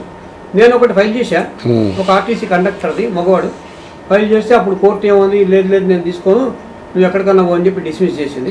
హైకోర్టులో వేసా. ఆ హైకోర్టులో ఆ కేసు పెండింగ్ ఉండగానే నేను ముందే చెప్పేసి ఎప్పుడో మీడియాలో వచ్చేసింది సార్ మగవాళ్ళు కూడా కేసు ఫైల్ చేస్తాను అని చెప్పా. దాని తర్వాత సుప్రీంకోర్టు డెసిషన్ ఇచ్చింది, నేను తీసుకోవచ్చు అని. ఇప్పుడు అన్నీ మొదలుపెట్టారు ఇక మగవాళ్ళు కూడా. ఇప్పుడు మగవాళ్ళు వచ్చేటప్పటికి లేదా ఆడవాళ్ళు వచ్చేటప్పటికి ఎదురున్నటువంటి వాళ్ళ లైఫ్ పార్ట్నర్ మీద కాకుండా అవతల ఉన్నటువంటి ఫ్యామిలీ మెంబర్స్ అందరి మీద కేసు ఫైల్ చేస్తే అందరికీ శిక్షలు పడే అవకాశం ఉంటుందా? లేదు అన్నప్పుడు విచారణ చేస్తూ 1 by 1 స్విచ్ చేసుకుంటా శిక్షలు ఉండవు, ఓన్లీ కాంపెన్సేషన్, నష్టపరిహారమే. ఓకే, ఎంత పెద్ద క్రైమ్ చేసి వాడిని ఎంత కొట్టి సాగుకొట్టి డొమెస్టిక్ వైలెన్స్ చేసినా వాడికి ఓన్లీ నష్టపరిహారమే. ఆ పని చేసినందుకు నష్టపరిహారం. అంటే యాజ్ పర్ 498A ప్రకారం డొమెస్టిక్ వైలెన్స్ లో 498 ఏమో క్రిమినల్ కేసు కాబట్టి అందులో శిక్షలు. ఓకే, ఇది క్రిమినల్ కేసు కాదు, ఇది సగం క్రిమినల్ సగం సివిల్. ఇది ఈ డొమెస్టిక్ వైలెన్స్ దేని కింద వచ్చింది? ఇది సివిల్ కింద. ఈ 498Aలోని సివిల్ 498 వేరే సార్ అది. ఓకే, ఐపీసీలో 498 వేరే, దాన్ని కలపకండి అని అంటుంది. అదే ఇప్పుడు ఈ డొమెస్టిక్ వైలెన్స్ మరి ఏ చట్టం అప్లై అయ్యిద్ది అంటున్నాను? Domestic violence, protection of women okay from domestic violence act 2005. So domestic violence కింద ఎక్కడ ఏ కేసు ఫైల్ అయినా సరే కాంపన్సేషన్ ఉంటుంది తప్ప శిక్ష అయితే ఉండదు. ఈ 498A అన్నప్పుడు దేని కింద వెళ్ళిద్ది? అది మరి ఐపీసీ కిందకి వస్తుంది, ఇండియన్ పీనల్ కోడ్. అది వచ్చేసి దాని కింద అది భార్యను సావగొట్టిన వరకట్నం అని చెప్పేసి అది మళ్ళీ వరకట్నం వేరేది. అది డౌరీ ప్రొహిబిషన్ యాక్ట్. అదనంగాను డౌరీ డిమాండ్ చేసిన అది వేరే, అది చాలా సీరియస్. అది డొమెస్టిక్ డౌరీ ప్రొహిబిషన్ యాక్ట్ అది వేరే. 498లో ఏంటంటే భర్త తరపు బంధువులు కానీ వీళ్ళు గనక husband or relative of a husband వాళ్ళు గనక భార్యని హింసిస్తే అప్పుడు 498. సో అలా హింసించినట్టు భార్య వెళ్ళి కంప్లైంట్ రైజ్ చేస్తుంది యాజ్ పర్ 498A కింద. భర్త వాళ్ళ అమ్మ నాన్న ఆడపడుచు ఈ బ్యాచ్ అంతా అరౌండ్ ఒక 5 members 6 members పెట్టేసింది. వాళ్ళలో తప్పు చేసింది భర్త ఒక్కడే. ఆ మిగతా వాళ్ళ పరిస్థితి ఏంటి అండ్ ఎప్పుడు వాళ్ళు బయటపడే అవకాశం ఉంటుంది? బయటపడేది పక్కన పెట్టండి, మొత్తం 5 2 అన్నదమ్ములు 3 అక్క చెల్లెళ్ళు ప్లస్ భర్త 6 పోలీసులు పిలుస్తారు. బాబా మీ మీద కేసు బుక్ అయింది రాండ్రా బాబు అంటారు. 6 పోతారు. పోతే పోలీస్ స్టేషన్లో జరిగిన వాస్తవం మాట్లాడుతున్నా. ఒక్కొక్కడు ఎంత ఇస్తారా మీరు? ఒక్కొక్కడు ఎంత ఇస్తారు? జీడిమెట్ల పోలీస్ స్టేషన్ గురించి నేను మాట్లాడుతున్నా, చెప్పండి. ఇంత ఇస్తే మిమ్మల్ని వదిలేస్తా. లేకపోతే అరెస్ట్ చేసి లోపలేస్తాం. రెండు మాటలు, ఇంకెక్కువ మాటలు. ఓకే, డబ్బులు ఇవ్వలేదు, నేను ఏ తప్పు చేయలేదు, అరెస్ట్ చేయ అన్నారు. అరెస్ట్ చేసి లోపల ఎన్ని రోజులు ఉంచుతారు? అప్పుడు అరెస్ట్ చేయరు, 41 year నోటీస్ ఇచ్చి పంపించేస్తారు. కానీ వీడు భయపడతాడు కదా, వాడు అడగంగానే, వాడు వాయిస్ విని అడగంగానే వీడు నువ్వు అరెస్ట్ చేసుకో అనే ధైర్యం ఉంటే బాగానే ఉంది కదా. ఇలా ప్రజలకు గనక ఇప్పుడు లా గురించి మీరు చెప్పిన అంశాలు, ఒక అడ్వకేట్ వీళ్ళతో పాటు వెళ్ళాడు, వీళ్ళని తీసుకొని వెళ్ళాడు, వాడికి కూడా కావాల్సిన పోలీసులు డబ్బులు తీసుకోవడమే, ఎందుకంటే వీడి వాటా వీడికి వస్తుంది కదా. ఇన్ కేస్ ఇప్పుడు మీరు చెప్పారు ఇవన్నీ ప్రజలకు అర్థమైనాయి అనుకుందాం, ఓకే, అప్పుడు ప్రజలు ఆటోమేటిక్గా పోలీసులు అలా చేసినప్పుడు పోలీసుల మీద చీ అన్న ఫీలింగ్ వచ్చి ప్రజల్లో వ్యతిరేకత వస్తే ఏంటి పరిస్థితి? ఏం చేస్తాం సార్, చీ అని వచ్చి ఎప్పుడో చీ అనే ఫీలింగ్ పోలీసుల మీద చేయగలరా? ఇప్పుడు చీ అని వచ్చిన సార్ ఏం చేయలేకపోతున్నారు సార్. మీరు డ్రెస్ అట్లాంటిది, పోలీసుల మీద చీచి అంటే ఎట్లాగండి బాబు, లోపలేసి కుమ్ముతారు, మామూలుగా ఉండదు వాళ్ళది. వాళ్ళ ట్రీట్మెంట్ నమస్కారం పెట్టి, బాబు మీరంత గొప్పవాడు ఎవరు లేడంటే నీకు అక్కడ నీ బతుకు బచావ్ అవుతుంది నీది. ఏ మాత్రం కనీసం అసలు పోలీస్ స్టేషన్ పోగానే మీ ట్రీట్మెంట్ ఏం చెప్తా. నేను ఇలాగే కలర్ డ్రెస్ చేసుకొని వెళ్ళాను అనుకోండి, వెళ్తున్నాను అనుకో, లోపలికి వెళ్తున్నాను, మెట్లెక్కుతున్నాను, ఎవడరా నువ్వు, అసలు రాతోటి స్టార్ట్ అవుతుంది భాష వాడది. అదేంటండి, మొన్న భీమ్లా నాయకుల సాంగ్ గురించి వచ్చినప్పుడు అసలు తెలంగాణ పోలీసు అంటే ఫ్రెండ్లీ పోలీసులు, అటువంటిది మా గురించి అట్లా రాశారు ఏంటి సాంగ్లు అని చెప్పేసి ఒక డీసీపీ అన్నాడు కదా. ఐపీఎస్ ఆఫీసర్ల వరకు ఫ్రెండ్లీ పోలీస్ అప్లై అవుతుంది సార్. ఐపీఎస్, డిఎస్పీ, డీసీపీ వరకు ఓకే లాంగ్వేజ్, కాస్త చదువుకున్నాడు కాబట్టి అది ఉంటుంది. కానీ ఇక్కడ ఉండేది నీకు ఎదురుపడేది వాడు కాదు కదా, కానిస్టేబుల్ కదా. గన్మెన్ పట్టుకొని నిలబడేవాడు ఎవడు గేటు దగ్గర, కానిస్టేబుల్ కదా, వాడికి ఆ భాష తెలుస్తుందా? వాడు బూతులు, వాడు తిట్టే తిట్లు. బట్ ఇప్పుడు సుప్రీంకోర్టు వచ్చేసి అన్ని చోట్ల సీసీ కెమెరాలు పెట్టాలని ఉంటుంది కదా, ఎంట్రన్స్ దగ్గర కావచ్చు, అండ్ సెల్ దగ్గర కావచ్చు, రిసెప్షన్ దగ్గర కావచ్చు, లోపల అలా 4-5 చోట్ల అలా పెట్టినప్పుడు వీడియో తిడతాం లైక్ ఇవన్నీ కెమెరాలో రికార్డ్ అయిందని అనుకున్నాం. తిట్టేటప్పుడు సీసీ కెమెరా పక్కన పోయి తిడతాడు వాడు, సీసీ కెమెరా ముందు తిట్టాడు వాడు. వాళ్ళకి తెలివి ఎక్కువ అయిపోయింది కదా. ఇప్పుడు ఈ సీసీ కెమెరా ఉంది మూల, వాడికి తెలిసి ఏ ఏరియాలో సీసీ కెమెరా కవర్ కాదు, అక్కడ కొడతారు వాడిని. కొట్టడం కూడా అదే ఏరియాలో కొడతారు వాడిని. ఒకవేళ అవతల అసలు ఏ తప్పు చేయలే, బయట ఎక్కడో జరుగుతుంది అనుకుందాం, బయట బండి మీద నార్మల్గా ఉన్నాడు, పోలీసు వచ్చాడు, ఏం చేస్తున్నారో అదిరా అన్నాడు, సార్ మర్యాద మాట్లాడండి అన్నాడు, నీకేంద్ర మర్యాద అదిరేది తేడాగా మాట్లాడాడు, మీరు ఎక్కువ మాట్లాడుతున్నాడు అవతలాడు అన్నాడు పద్ధతిగా, అసలు మాట కూడా జారలా. ఈలో పోలీసు కొట్టాడు, కొట్టగానే ఆటోమేటిక్గా అవతల ఉన్నటువంటి నార్మల్ పర్సన్ ఆత్మ సంరక్షణ కోసం తిరిగి పోలీసుని కొట్టాడు. నెక్స్ట్ ఇది ఏ రకమైనటువంటి కేసు అయింది, ఎవరు తప్పు? ఇప్పుడే మన దగ్గర గంట క్రితం ఒక అమ్మాయి వచ్చేది, హారిక అని. ఆ అమ్మాయి సంజీవ్ రెడ్డి నగర్ పోలీస్ స్టేషన్కి వెళ్ళింది. మీరు అన్నట్లుగా పోలీస్కి ఆ అమ్మాయికి వాగ్వాదం జరిగింది. ఓకే, వాగ్వాదం జరగగానే ఆ అమ్మాయిని ఒకడు కొట్టాడు, ఇన్స్పెక్టర్ చెంప మీద కొట్టాడు గట్టిగా. కొడితే ఈ అమ్మాయి కూడా ఏసులాగా ఒకటి కొట్టింది అంతే. ఓకే, కొట్టేటప్పటికి ఈ అమ్మాయి మీద 353 కేసు పెట్టారు. రిగార్డింగ్ అంటే ప్రభుత్వాధికారి తన విధులు నిర్వర్తిస్తుంటే అడ్డుపడింది, ఆటంకం కలిగించింది అని ఒక సెక్షన్ 353 పెట్టారు అమ్మాయి.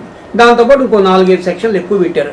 డ్రగ్స్ ఉన్నాయి కదా, ఆ డ్రగ్స్ ఉన్నాయి ఈమె చేతిలో, ఈమె డ్రగ్స్ వాడుతుంది, డ్రగ్స్ మాఫియాకి ఈమెకి సంబంధం ఉంది అని ఓ డ్రగ్స్ కేసు ఈ 353 కేసు పెట్టి ఆమె రిమాండ్ చేశారు. ఎట్లుంది దెబ్బ?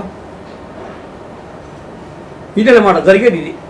ఒకవేళ ఈయన గనక బండి ఆపినప్పుడు పోలీసులు కొడితే, పోలీసులు కొట్టినందుకు సెక్షన్ పెట్టరు, అన్నిటికంటే డేంజరస్ సెక్షన్లు ఏంటి అయితే SC/ST యాక్ట్, లేకపోతే ఈ డ్రగ్స్ పెట్టి ఇంకా గట్టిగా మాట్లాడితే పాత దొంగతనాలు ఉంటాయి కదా దొరకని వాళ్ళు, ఆ దొంగతనం కేసులను 20-30 తగిలిచ్చేస్తారు. దీనికి తగిలించి వీడి జీవితకాలంలో ఇంకా జైలే.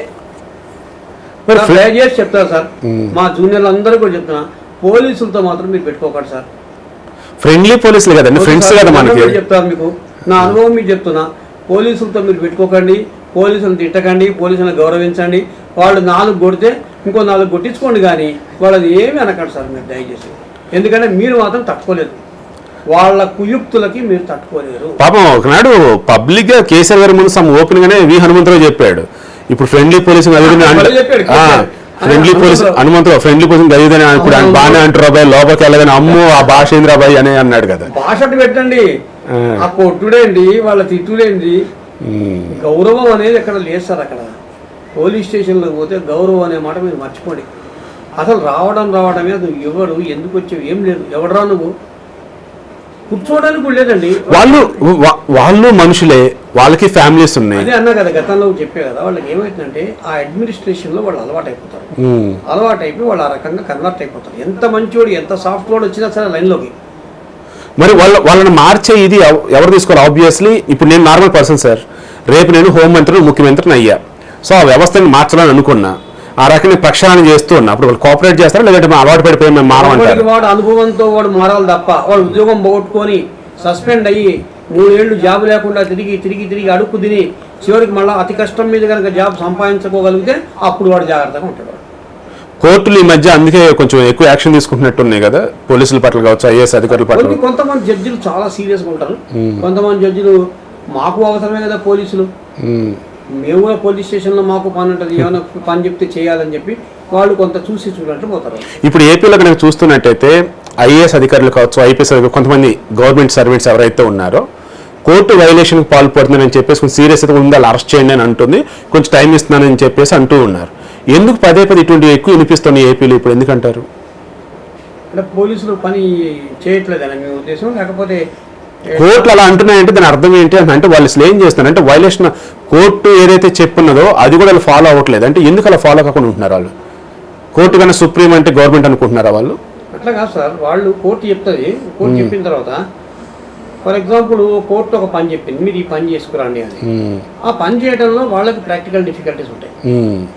ఏమండి, ఫర్ ఎగ్జాంపుల్ ఈ కేసులో ఛార్జ్ షీట్ ఎందుకు వేయలేదు, తొందరగా వేయండి అంటారు, కానీ కోర్టుకి ఆ టైంలో తెలియదు ఎందుకు వీళ్ళు ఛార్జ్ షీట్ వేయట్లేదు అని. ఒక మర్డర్ కేసులో చెప్తారు 90 రోజుల్లో ఛార్జ్ షీట్ వేయాలి, 5 నెలలు అయింది ఛార్జ్ షీట్ ఫైల్ చేయట్లేదు. కోర్టు అని ఎందుకు మీరు ఛార్జ్ షీట్ ఫైల్ చేసి తొందరగా వేయండి అని గట్టిగా అరిచింది అనుకోండి.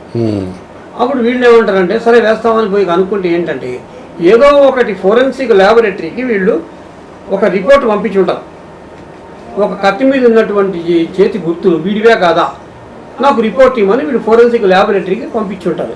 ఆ ల్యాబ్ దగ్గర డిలే అవుతుంది, అక్కడ టెస్ట్ చేసే మనిషి లేడు, ఆ పోస్ట్లో మనిషి లేడు, ల్యాబ్ సైంటిస్ట్ లేడు. అప్పుడు ఏమవుతుంది సార్, వాడు లేకపోవడం వల్ల ఈ రిపోర్ట్ లేట్ అవుతుంది, రిపోర్ట్ వేస్తే కానీ ఛార్జ్ షీట్ ఫైల్ చేయడానికి లేదు. అర్థమైందా లింక్ ఎట్లా అవుతుంది? అప్పుడు వీళ్ళు ఏం చెప్తారంటే కోర్టుకి చెప్తారు, సార్ ఇది పరిస్థితి, ఈ కారణం వల్ల లేట్ అవుతుంది. అట్లా ఉంటాయి అన్నమాట. అంటే ప్రాబ్లం వల్ల ఎక్కడ మన దగ్గర హ్యూజ్ పాపులేషన్ ఉండటం వల్ల దానికి తగ్గట్టుగా ఐఏఎస్ ఆఫీసర్ కావచ్చు, ఐపీఎస్ ఆఫీసర్లు కావచ్చు, వ్యవస్థ కావచ్చు లేకపోవడం వల్ల సమస్య అంటారా? నిరుద్యోగ సమస్య, నిరుద్యోగ సమస్య వల్ల ప్రజల్లో డబ్బు లేకపోవటం వల్ల, ముఖ్యంగా యువత దగ్గర డబ్బు లేకపోవటం వల్ల వాళ్ళకు ఉన్నటువంటి కోరికలు, వాళ్ళకు ఉన్నటువంటి ఇప్పుడు సాఫ్ట్వేర్ నాలెడ్జ్ ఏదైతే ఉందో, వాట్సాప్ అని కానీ ఫేస్బుక్ కానీ, మొబైల్ ఫోన్లు, మంచి కాస్ట్లీ మొబైల్ ఫోన్ కావాలి, బైక్ కావాలి, కారు కావాలి తిరగడానికి, ఇవన్నీ కోరికలు ఏవైతే ఉంటాయో వీటి వల్ల డబ్బు సంపాదించాలి. ఆ డబ్బు కష్టపడితే మేము చెయ్యము, అంత కష్టపడం మేము, మాకు ఈజీగా రావాలి డబ్బులు, ఈజీ ఎర్నింగ్ అనేది వీళ్ళకి కాన్సెప్ట్ కాబట్టి ఈజీ ఎర్నింగ్ చేయాలంటే చీటింగు.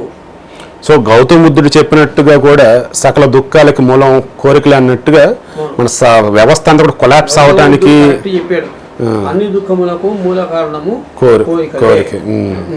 సో ఆ కోరికలు ఉండటం వల్ల ఈ డబ్బు సంపాదించాలనే కోరిక, ఆ డబ్బు కోసం మోసాలు ఎక్కువైపోయినాయి, దేశవ్యాప్తంగా మోసాలు ఎక్కువైపోయినాయి. ఈ రోజు నాకు చెప్తుంటే ఒక్కొక్కడు ఒక్కొక్క రకమైన మోసం. సో ఇప్పుడు మన కన్వర్జేషన్ స్టార్ట్ అయిన దగ్గర చూస్తూ ఉన్నట్టయితే చిన్న చిత్తగా ఉన్నటువంటి వాళ్ళేమో కోరికలతో అల్లాడిపోతూ ఉన్నారు, పనికి మళ్ళీ పనులన్నీ చేస్తూ ఉన్నారు. ఓ పెద్ద పొజిషన్కి వెళ్ళారనుకున్న వాళ్ళు అధికార దాహంతో అండ్ గుర్తింపు కోరుకుంటూ పబ్లిసిటీ అనిపించిన వాళ్ళు ఉంటూ ఉన్నారు. వాళ్ళ పనిలో వాళ్ళు ఉన్నారు, వీళ్ళ పని వీళ్ళు చేసుకుంటున్నారు.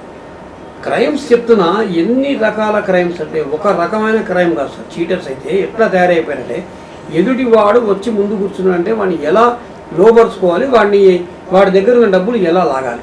సో ఇటువంటి వాళ్ళందరూ కూడా పోలీసులు చూసి దానివల్లే సామాన్య నాలాంటి మంచోడు మీలాంటి మంచోడు మన పట్ల కూడా అవతలలాగే వాళ్ళు ఎలా అయితే ఉన్నారు తేడాగా మనం కూడా అలాగే అన్నట్టు వాళ్ళు చూస్తున్నారంటే నాకు తెలుస్తా. ఒక ఉదాహరణ చెప్తా, ఆదిలాబాద్లో ఒక పోలీస్ స్టేషన్లో జరిగిన సంఘటన. అక్కడ ఆదిలాబాద్ ప్రజలు వాళ్ళని ట్రీట్ చేయడం పోలీసులకు బాగా అలవాటు అయిపోయింది. అరే తుడి అనడం, కొట్టడం ఏమంతా వాళ్ళకి సరిపోయింది. ఒక సాఫ్ట్వేర్ ఇంజనీర్ బంజారా హిల్స్ నుంచి ఏదో కిడ్నాప్ కేసులో వీడు ఇన్వాల్వ్ అయ్యాడు అనేటువంటి దీని మీద నేను రమ్మన్నాను. యాక్చువల్గా అతనికి ఏం సంబంధం లేదు. ఇతను వెళ్ళాడు ఆదిలాబాద్ పోలీస్ స్టేషన్కి. వెళ్తే పోలీసుల యాటిట్యూడ్ ఎట్లా ఉంటుందండి, అక్కడ రోజు ప్రజలతో అలవాటు అయిపోయింది వాళ్ళకి. వాళ్ళు ఏమనుకుంటారు, వాళ్ళలాగానే వీడు కూడా చూస్తే వీడు హై ర్యాంక్ ప్రొఫెషనల్, వీడు చాలా హై ర్యాంక్ ప్రొఫెషనల్, చదువుకున్నాడు, హై క్వాలిఫైడ్, అలా ఉంది. వీడు అన్నాడంట పోలీసులతో, నువ్వు రోజు అందరితో డీల్ చేసినా నన్ను డీల్ చేస్తా కాదు, నా పద్ధతి ఇది, నా ర్యాంక్ ఇది, జాగ్రత్త అని వీడు అన్నాడు ఇట్లా. సో ఇలా ఉంటాయి అన్నమాట ప్రజలు మీరు చెప్పేది పోలీసులతో. అంటే రూల్స్ తెలిసి ఉండాలి అండ్ సొసైటీలో స్టేటస్ అనేది ఉంటే పోలీసుల్ని హ్యాండిల్ చేయగలుగుతారు యాజ్ పర్ రూల్స్. అది కూడా ఇక ఒకవేళ మీరు అన్నట్టుగానే ఇందాక ఎస్ఆర్ నగర్ ఒక అమ్మాయి కొట్టింది, కేసు పెట్టారన్నారు కదా, ఆమె రిమాండ్ విధించారు. ఆబ్వియస్లీ ఆ నెక్స్ట్ పబ్లిక్ ప్రాసిక్యూటర్ కదా ప్రూవ్ చేయాల్సింది, అండ్ ఛార్జ్ షీట్ ఫైల్ చేసి వీళ్ళ ఆమె తప్పు చేసి ప్రూవ్ చేయాల్సింది. ఆ వేలో అవతల ఇప్పుడు ఈ మీద మీరు వాదిస్తా ఉన్నారు, ఈమె అసలు ఏ తప్పు చేయలేదని మీరు కనుక ప్రూవ్ చేస్తే కోర్టు ఎటువంటి శిక్షలు విధిస్తుంది అవతల పోలీస్ ఆఫీసర్ల మీద? ఇప్పుడు ఈమె తప్పు చేసిందా లేదా అనేది వరకే కోర్టు నిర్ణయిస్తుంది. ఓకే, అంతేగాని ఈ కోర్టు ఈ డీల్ చేసే కోర్టు పోలీసుడు కొట్టినందుకు ఏముండదు ట్రీట్మెంట్, ఆ కేసు డీల్ చేయదు. సో ఆమె బయటకు వచ్చి నిర్దోషిగా బయటకు వచ్చిన తర్వాత మళ్ళీ అగైన్ కొత్త కేసు ఆమె పెట్టాలి, కొత్త కేసు పెట్టాలి, మళ్ళీ అప్పుడు మళ్ళీ పోరాడాలి. ఇంత ఎందుకురా బాబు అన్నట్టు ఇందాక మీరు చెప్పినట్టుగా సార్ చెప్పండి సార్ అని చెప్పేసి అది బెస్ట్. ఫ్రెండ్లీ పోలీసింగ్ ఏదో అంటున్నారు, అదే ఉంటే బాగుండేది. సరే, ఇప్పుడు బర్నింగ్ ఇష్యూ ఏదైతే ఉందో సార్ ఈ సైదాబాద్ కాలనీలో, అక్కడ ఉన్నటువంటి ఎస్ఐ నిర్లక్ష్యం వల్ల ఈ రకం జరిగిందని అంటున్నారు. వాళ్ళు యాక్చువల్గా పక్కన రాజు ఇంట్లో మాకు అనుమానం ఉంది, ఓపెన్ చేయని వాళ్ళు అన్నా సరే ఓపెన్ చేయలేదట.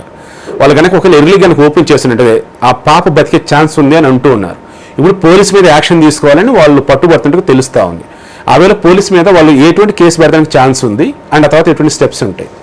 పెట్టినా కానీ నిలబడమండి ఆ కేసులో. పోలీసుల మీద కేసు పెట్టినా మన వ్యవస్థ ఎలాగుందంటే, పోలీసుల మీద ఎవరన్నా పొరపాటున కేసు పెట్టి ప్రూవ్ చేయాలనుకుంటే కష్టం, చేయలేరు మీరు. నేనేదో ఒక కేసులో సాధించా తప్ప, నేను ఒక కేసులో సాధించా, శిక్ష పడ్డది, సస్పెండ్ చేశారు ఎస్ఐని కూడా సస్పెండ్ చేశారు, హెడ్ కానిస్టేబుల్ సస్పెండ్ చేశారు. అలా ఎన్ని కేసుల్లో మీరు చేస్తారు సార్ అట్లా? అది మంచి స్ట్రాంగ్ లాయర్ ఉండాలి, పార్టీ స్ట్రాంగ్ ఉండాలి, మంచి సాక్ష్యాలు ఉండాలి, ఆ పోలీస్ స్టేషన్లో ఉన్న ఇన్స్పెక్టరు ఆనెస్ట్గా ఉండాలి. ఎందుకంటే ఎవడైతే ఎస్ఐ నిర్లక్ష్యంగా ప్రవర్తించాడో ఆ ఎస్ఐ ఏ స్టేషన్ వాడు, అదే స్టేషన్లో నువ్వు కంప్లైంట్ ఇవ్వాలి. అంటే అదే స్టేషన్లో ఉన్న ఇన్స్పెక్టర్ నీ కంప్లైంట్ మీద స్పందించాలి, యాక్షన్ తీసుకుంటాడు ఆయన. నీ మీద కంప్లైంట్ ఇస్తున్నారా, కంప్లైంట్ తీసుకొని చెప్పేసి లైక్ ఈవేళ అంటారు లైటర్గా, అరే కంప్లైంట్ ఇచ్చారంటారా, పోయి మాట్లాడుకోరా, ఏదో ఉంది సెటిల్ చేసుకో, కాంప్రమైజ్ చేసుకో వాళ్ళతోటి అంటాడు. వీడు పోయి 2 కావాలి 3 కావాలి అని మాట్లాడతాడు.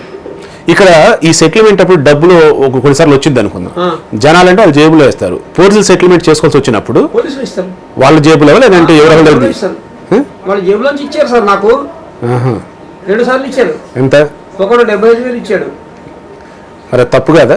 ఏం తప్పు సార్, భలే చెప్పారు మీరు. వాళ్ళు లక్షలు తీసుకుంటున్నారు. అట్లాగా నేను తీసుకోలే, నేనంటే మా క్లయింట్ ఇప్పించారు.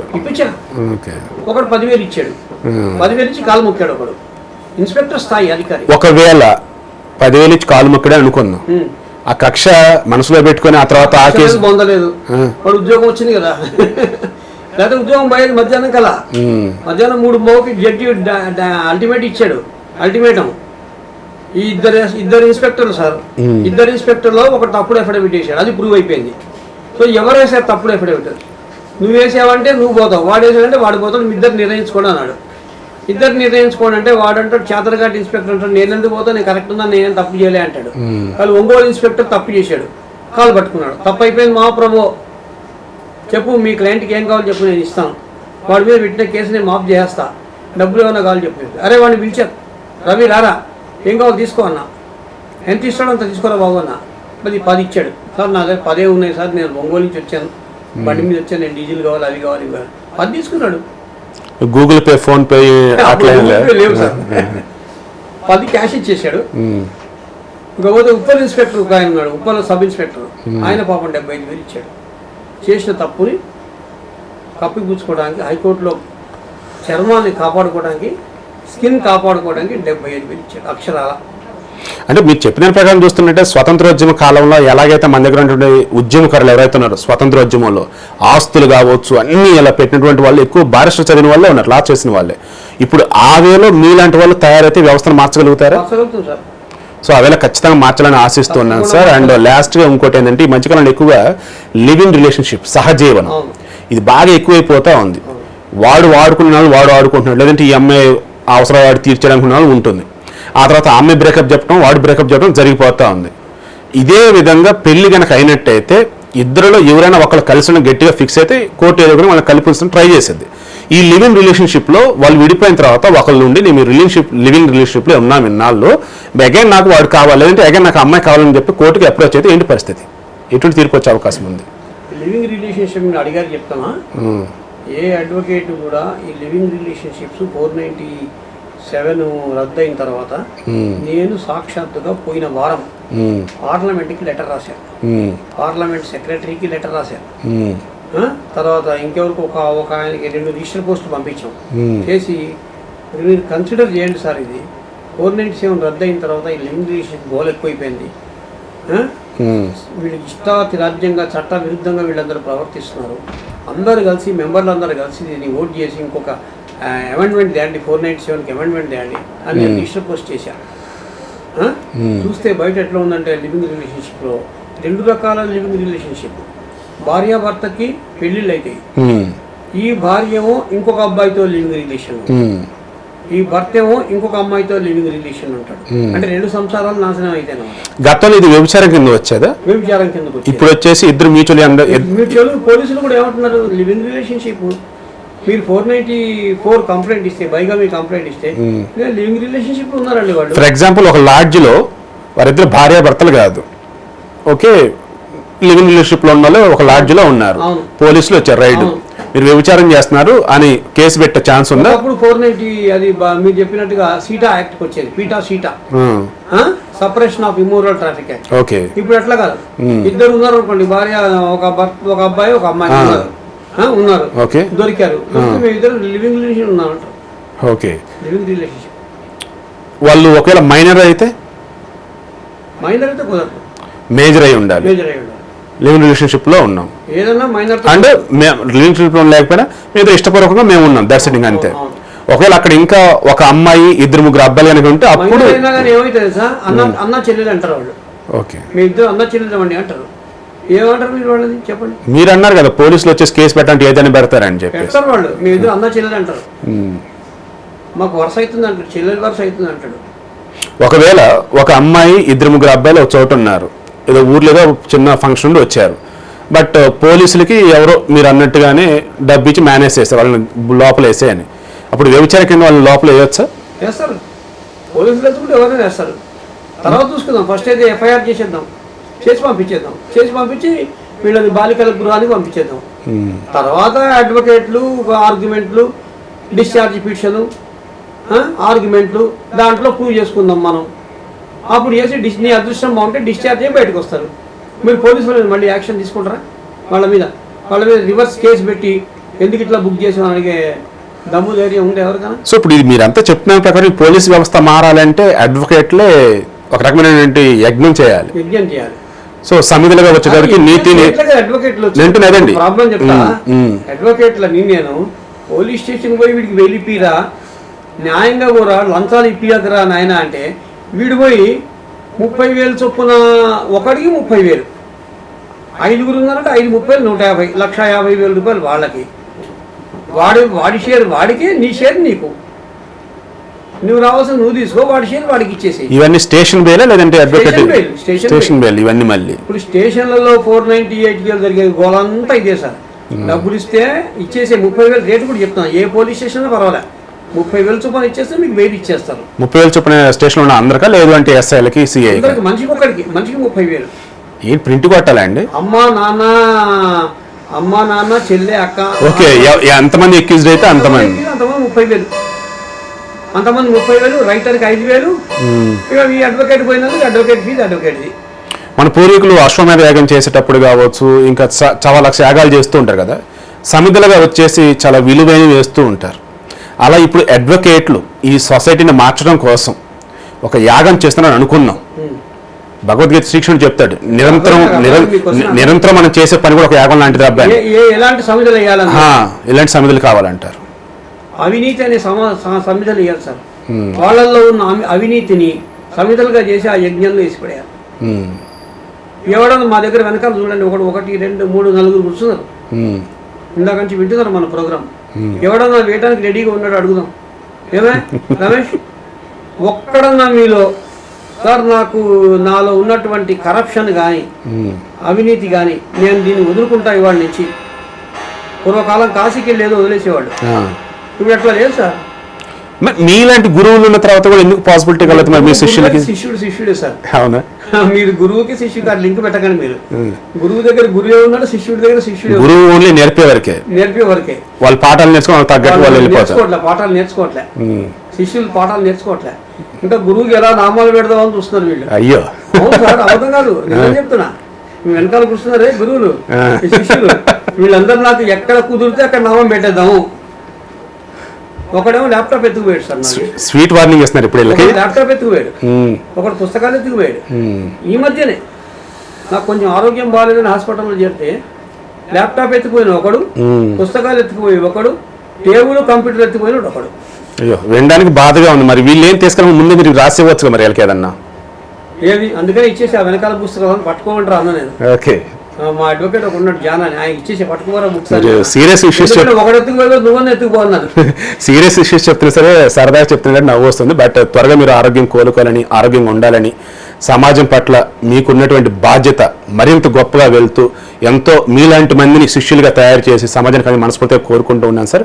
అండ్ మరిన్ని అంశాలు మరొకసారి డిస్కస్ చేద్దాం sir. Thank you so much. Thank you very much sir Shivaprasad గారు.